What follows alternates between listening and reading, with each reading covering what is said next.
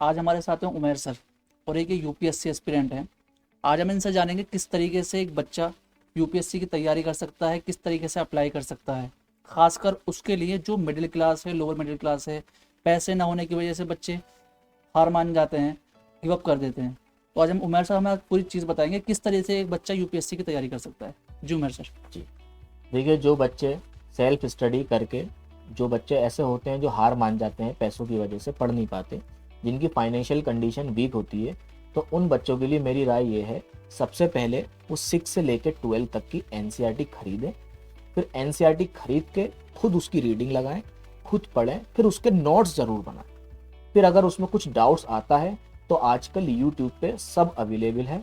बहुत से कोचिंग वाले हैं जो यूट्यूब पे फ्री पढ़ाते हैं, वो वहाँ जाके वो डाउट्स को क्लियर कर सकते हैं। सर मैं एक चीज़ आपसे कंफर्म करूँगा, जैसे मेरी एज अभी 21 है, जी। ठीक है, और मैं कैटेगरी मेरी जनरल आती है।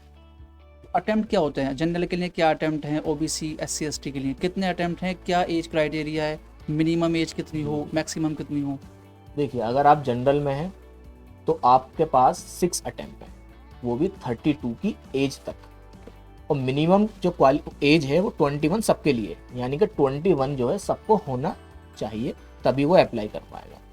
और अगर आप ओबीसी से हैं तो आपके पास 9 अटेम्प्ट हैं, वो भी 35 की एज तक। और अगर आप एससी एसटी में हैं तो 37 की एज तक आप अनलिमिटेड अटेम्प्ट दे सकते हैं। बहुत से बच्चों के दिमाग में क्वेश्चन होता है, जैसे सीबीएसई का बच्चा है, आईसीएसई का या एनआईओएस का बच्चा है, लैंग्वेज का होता है, लेकिन यूपी बोर्ड का जो बच्चा होता है वो ज़्यादातर हिंदी मीडियम से होता है, ठीक है। तो बहुत से बच्चे सोचते हैं कि मैं हिंदी मीडियम से पढ़ा हुआ, मुझे इंग्लिश नहीं आती, मैं यूपीएससी नहीं कर पाऊंगा। इसके लिए क्या करेगा, मतलब लैंग्वेज का ऑप्शन है या है कुछ, बताइए मुझे आप। देखिए, यूपीएससी जो है वो लैंग्वेज में बिल्कुल भी कोई भी वो नहीं करता, ठीक है। उसके लिए सब लैंग्वेज जो है वो बराबर है। इवन पिछले साल का आप रिजल्ट देखें तो कुछ स्टूडेंट ऐसे थे जिन्होंने उर्दू में मेंस की कॉपियां लिखी और आईएएस आईपीएस बने। तो हिंदी हुई, इंग्लिश हुई, या कोई भी लैंग्वेज हुआ है, जो हमारे शेड्यूल 8 के अंदर जो 22 लैंग्वेज हैं, आप उस लैंग्वेज में से कोई भी एक लैंग्वेज चूज कर सकते हैं और उसमें दे सकते हैं। हाँ, इंग्लिश जो है वो यूपीएससी मेंस में एक सब्जेक्ट होता है जिसको आपको क्वालिफाइंग करना है, वो क्वालिफाइंग नेचर होता है, सिर्फ आपको उसको क्वालिफाइंग करना है। ऐसा नहीं है लैंग्वेज आप हिंदी में है तो आप आईएएस आईपीएस जो आपकी मर्जी, आईआरएस, वो आप बन सकते हैं। तो इसमें तीन वो होते हैं, जैसे मेंस होता है, प्रीलिम्स होता है और इंटरव्यू होता है। तो कैसे कैसे होता है, कितनी कट ऑफ लगती है, क्या क्या होता है?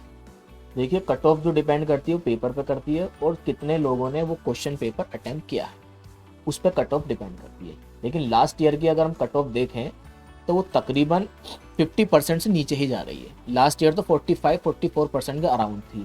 तो कट ऑफ जो है वो पेपर की हार्डनेस पे और कितने बच्चे एग्जाम को दे रहे हैं उस पर डिपेंड करती एक चीज़ और मैं आपसे कंफर्म करूंगा, जैसे बच्चे का ड्रीम है कि मुझे एक आईएएस ऑफिसर बनना है, ठीक है, तो रैंक का क्या हिसाब रहता है? आईएएस, आईआरएस, आईएफएस, आईपीएस, है। जी, क्या रैंक का हिसाब रहता है? किस तरीके से बंदा किस रैंक पे आईएएस बनेगा, किस पे आईआरएस बनेगा, आईएफएस बनेगा या आईपीएस बनेगा?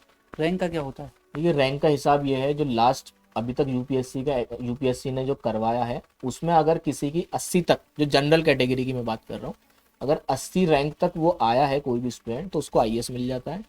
80 से लेकर 200 तक में उसे आईपीएस मिल जाता है। फिर उसके बाद आईआरएस, फिर उसके बाद वो नीचे दैनिक्स उस रैंक में हो जाता है। और ये मैं जानना चाहूँगा आपसे, जैसे आजकल कोचिंग चल रही है, जी जी। ऑनलाइन कोचिंग है और ऑफलाइन कोचिंग है। अब होता क्या है, कुछ बच्चे ऐसे होते हैं बहुत ज़्यादा बेचारे अपना खर्चा नहीं निकाल पाते, अपना खाने पीने का, अपनी पढ़ाई का नहीं निकाल पाते। वो किस तरीके से तैयारी करेंगे जिसके पास पैसे नहीं है? देखिए, जिसके पास पैसे नहीं है, गवर्नमेंट ने भी और बहुत से इंस्टीट्यूशन ने अपनी स्कीम्स चलाई हैं, वो फ्री एजुकेशन देते हैं। जैसे हम जामिया आरसीए की बात करें, एएमयू आरसीए की बात करें, तो उनमें क्या है, बच्चे अप्लाई करते हैं, अगर उनका सिलेक्शन होता है तो वहाँ वो पूरे साल की कोचिंग क्या करते हैं, फ्री में पढ़ाते हैं। तो अगर किसी के पास पैसा नहीं है तो वो वहाँ अप्लाई करे, अगर वहाँ से भी नहीं होता है तो वो घर पे सेल्फ स्टडी के ज़रिए निकाल सकता है। बस सेल्फ स्टडी में क्या करना है, उसको सारी एनसीईआरटी पर कमांड करनी है। और अगर उसके बाद भी उसको नहीं समझ में आता है तो यूट्यूब पे बहुत से चैनल ऐसे हैं जो फ्री एजुकेशन दे रहे हैं। मान लीजिए किसी बच्चे, कोई बच्चा जनरल में आता है, जी जनरल में 6 अटैम्प्ट हैं, उसने 6 अटैम्प्ट दे दिए, लेकिन उसके पास अभी एज है, तो क्या उसके अटैम्प्ट खत्म? जी, उसका अटैम्प्ट खत्म। अगर उसने 30 की एज तक सारे अटैम्प्ट अगर उसने दे दिए, वो क्वालिफाई नहीं कर पाया, तो वो आपका आगे भी एलिजिबल नहीं होगा। ठीक है, तो आज हमने जाना उमेर सर से कि किस तरीके से एक बच्चा यूपीएससी के लिए अप्लाई कर सकता है, क्या एजुकेशन है, सब चीज़ बताई।